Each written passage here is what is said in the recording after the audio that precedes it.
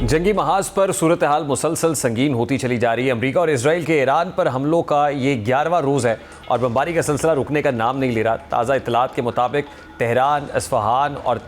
تبریز کے علاقوں میں شدید دھماکوں کی آوازیں سنی گئی۔ ان حملوں کے نتیجے میں کئی سرکاری عمارتوں کو نقصان پہنچا اور کئی مقامات پر خوف و ہراس پھیل گیا۔ اصفہان میں گورنر کے دفتر کو نقصان پہنچنے کے ساتھ ساتھ یونیسکو کے عالمی ثقافتی ورثے میں شامل عمارتیں بھی متاثر ہوئی ہیں، جبکہ قدیم شاہی محل پر بھی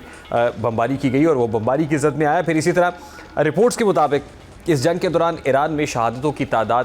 1332 تک جا پہنچی ہے، جبکہ 12,000 سے زائد افراد زخمی ہوئے ہیں، جبکہ ایران نے بھی جوابی کارروائیاں جاری رکھی ہوئی ہیں۔ ایرانی حملوں میں امریکہ کے 8 فوجی ہلاک اور 18 زخمی ہونے کی اطلاعات ہیں۔ اس کے علاوہ خلیجی ممالک جیسے سعودی عرب اور UAE نے بھی کئی میزائلز اور ڈرون حملے ناکام بنانے کا دعویٰ کیا ہے۔ اس صورتحال سے واضح ہوتا ہے کہ جنگ کا دائرہ صرف ایران اور اسرائیل تک محدود نہیں، بلکہ پورا خطہ اس کے اثرات سے متاثر ہو رہا ہے۔ ان تمام حالات کو سامنے رکھا جائے تو ایک بنیادی سوال اب بھی اپنی جگہ قائم ہے۔ اگر ڈونلڈ ٹرمپ واقعی جنگ ختم کرنے کا عندیہ دے رہے ہیں تو پھر میدان جنگ میں شدت کیوں کم نہیں ہو رہی؟ اس کی ایک بڑی وجہ امریکہ اور ایران کا مذاکرات نہ کرنا ہے، کیونکہ امریکہ کے بعد ایران نے بھی واضح طور پر اعلان کیا ہے کہ موجودہ حالات میں امریکہ کے ساتھ مذاکرات ممکن نہیں ہے۔ اسی پر بات کریں گے۔ اس وقت اقوام متحدہ میں سابق مستقل مندوب اور سفیر، چین اور امریکہ پاکستان کے سفیر رہ چکے سابق صدر آزاد کشمیر سردار مسعود خان صاحب نے ہمیں جوائن کیا ہے۔ السلام علیکم سردار مسعود خان صاحب، بہت بہت شکریہ، thank you very much for joining اس۔ ابھی آپ نے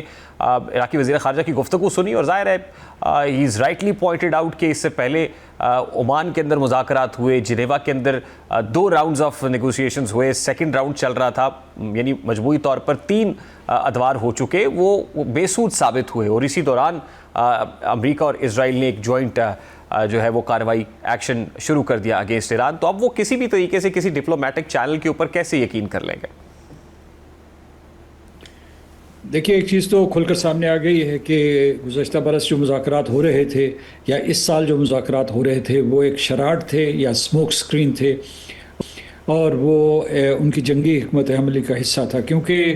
ایسا لگتا ہے کیونکہ یہاں اس بحری بیڑے منتقل کیے جا رہے تھے، یعنی مذاکرات ایک طرف ہو رہے تھے، بحری بیڑے منتقل کیے جا رہے تھے،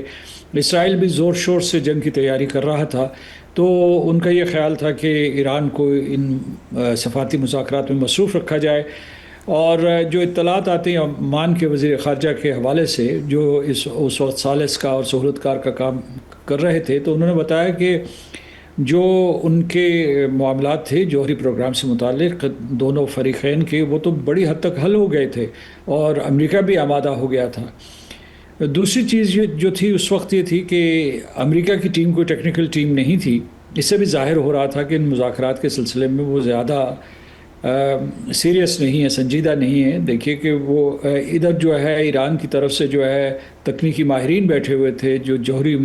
معاملات کے اوپر دسترس رکھتے ہیں، ادھر جو ہے جیرڈ کشنر اور اسٹیو وٹکاف، جن کا کوئی تجربہ نہیں ایٹمی معاملات کے سلسلے میں، تو وہ وہاں بیٹھے ہوئے تھے، اور اس سے کوئی اشارے مل رہے تھے کہ اس مرتبہ بھی شاید یہ مذاکرات کامیاب نہ ہوں۔ وہ تاثر دینے کے بعد، پورے تیاری کے بعد اور باہمی مشاورت کے بعد امریکہ اور اسرائیل نے ایران کے اوپر حملہ کیا ہے، اور عباس عراقچی کا یہ موقف بڑی حد تک درست ہے کہ دوبارہ ان حالات میں، جبکہ ان کے شہروں کے پورے جو ایران ہے اس کے طول و عرض میں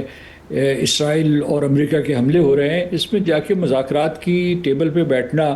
بے سود ہے، اور وہ بھی ایک قسم کا اس کی بھی کوئی یقین دہانی نہیں کہ ان کے نتیجے کے طور پر کسی قسم کی جنگ بندی ہوگی یا کوئی سمجھوتا ہوگا۔ تو میں سمجھتا ہوں کہ وہ اپنا جو بھی انہوں نے موقف بیان کیا ہے وہ درست ہے۔ دوسرے، اگر آپ دیکھ رہے ہوں گے امریکی ٹیلی ویژن، اور وہاں جو ہے پیٹ ہیگسٹ جو ان کے وزیر دفاع ہیں، انہوں نے ابھی جو پریس کانفرنس کی ہے، بڑی دھواں تند و تیز لہجے میں انہوں نے پریس کانفرنس کی ہے۔ خود صدر ٹرمپ کی طرف سے خاصے جارحانہ بیانات آ رہے ہیں ایران کی قیادت کے سلسلے میں، ایران کے تمام جو تنصیبات کے سلسلے میں،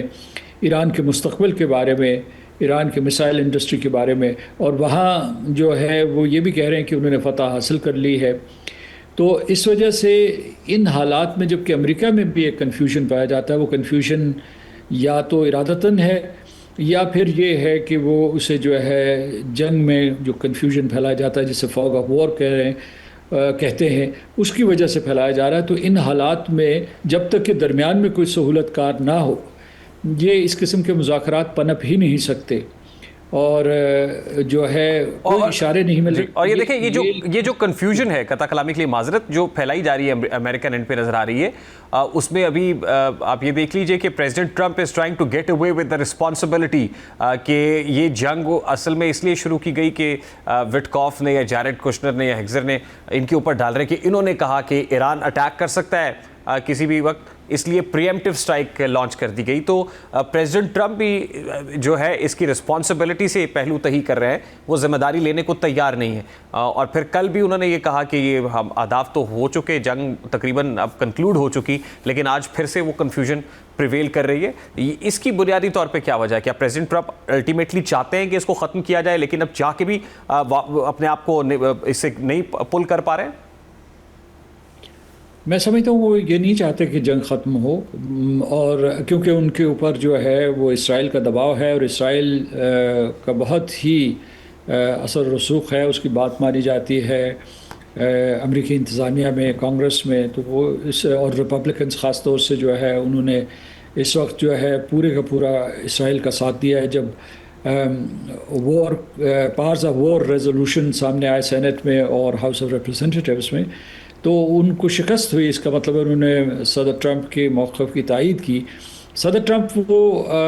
میری سمجھ کے مطابق وہ یہ جنگ ختم نہیں کرنا چاہتے، کسی نقطہ اختتام پر تب لے جائیں گے جب وہ یہ کھل کر کہہ سکیں کہ انہیں فتح ہوئی۔ لیکن اس کے ساتھ میں اضافہ کرتا چلوں کہ چونکہ ان کی اپنی کنسٹیٹوئنسی جو ہے، امریکہ فرسٹ کنسٹیٹوئنسی جو ہے، یا ویسے عوام الناس سے اس قسم کی آوازیں اٹھ رہی ہیں کہ اس جنگ میں امریکہ کا نقصان ہوگا، امریکہ اپنے اہداف کے لیے نہیں گیا، اسرائیل کے لیے گیا ہے، تو اس وجہ سے ان کو مطمئن کرنے کے لیے وقتاً فوقتاً اس قسم کے بیانات دیتے ہیں۔ اس جنگ کے سلسلے میں اگر کسی کو ویٹو حاصل ہے تو وہ اسرائیل ہے، اور اسرائیل نے جو اس کے مقاصد تھے بڑی حد تک پہلے ہی حاصل کر لیے، ایران کو تباہ و برباد کر دیا ہے۔ اس کے بعد خلیجی ریاستیں جو مسلمانوں کی بہت خوشحال ریاستیں تھیں اور ایک قسم کا دنیا کی معیشت کا بھی مرکز و محور سمجھی جاتی تھی، ان کو بھی زبوں حالی کا شکار کر دیا ہے۔ تو اس وجہ سے یہ ہے کہ اس وقت جو ہے وہ اسرائیل کامیاب ہو رہا ہے، اور وہ نہیں چاہے گا کہ یہ کامیابی کا یہ سلسلہ اس طریقے سے، ان کی کامیابی کی ڈیفینیشن یہ ہے کہ ایران تباہ ہو اور اس کے بعد خلیجی ریاستیں جو ہے آپس میں منقسم بھی ہوں اور تباہ حال بھی ہوں۔ جب تک کہ اس کے یہ پورے اہداف مکمل نہیں ہو جاتے، وہ امریکہ کو اجازت نہیں دے گا کہ وہ یہ جنگ بند کرے، اور امریکہ کے ہاتھ اس وقت بندھے ہوئے ہیں میں سمجھتا ہوں، کیونکہ وہ ایک ایسا قدم اٹھا چکے ہیں، ان کی قیادت وہ اگر چاہے بھی تو اس کو جنگ کو نہیں بند کر سکتی۔ لیکن ابھی مثلاً فرض کیجئے کہ ان کا جو اشارہ میں آپ کو دینا چاہتا ہوں کہ مثلاً صدر ٹرمپ کے ایک بہت قریبی ساتھی ہیں لنسے گراہم، جو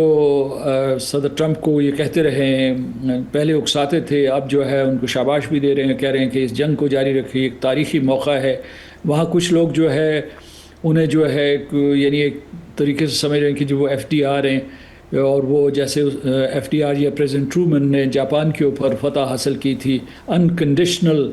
سرنڈر، جس کو غیر مشروط ہتھیار ڈالنے کی جو کا اعلان ہوا تھا، کہ وہ اس قسم کی تاریخ رقم کر رہے ہیں۔ تو اس وجہ سے وہ جو ہے وہ لنسے گراہم نے، میں ان کی مثال دے رہا تھا، انہوں نے سعودی عرب کو نشانہ تنقید بنایا کہ آپ صرف جو ہے ان کے جو ڈرونز ہیں ان کو انٹرسیپٹ کیوں کر رہے ہیں، یا اس کے علاوہ جو میسائلز آ رہے ہیں ان کو انٹرسیپٹ کیوں کر رہے ہیں، آپ جو ہے امریکہ کے الائے ہوتے ہوئے ایران کے اوپر حملہ کیوں نہیں کرتے۔ یہی پیغام ان کا دوسری خلیجی ریاستوں کو بھی ہے۔ تو ان کی توقع یہ ہے کہ خلیجی ریاستیں بھرپور حملے کریں ایران کے اوپر، لیکن خلیجی ریاستیں جو ہے وہ بہت احتیاط سے کام لے رہے ہیں، ان کے بیانات سخت ہیں یا مطلب اصولوں کی بنیاد پہ ہیں، لیکن انہوں نے کوئی اس قسم کی ایران کے اوپر حملے میں حصہ نہیں لیا۔ جی I have to wind it up here سے مجھے بریک لینے کا کہا جا رہا ہے۔ سردار مسعود خان صاحب، thank you very much for your time.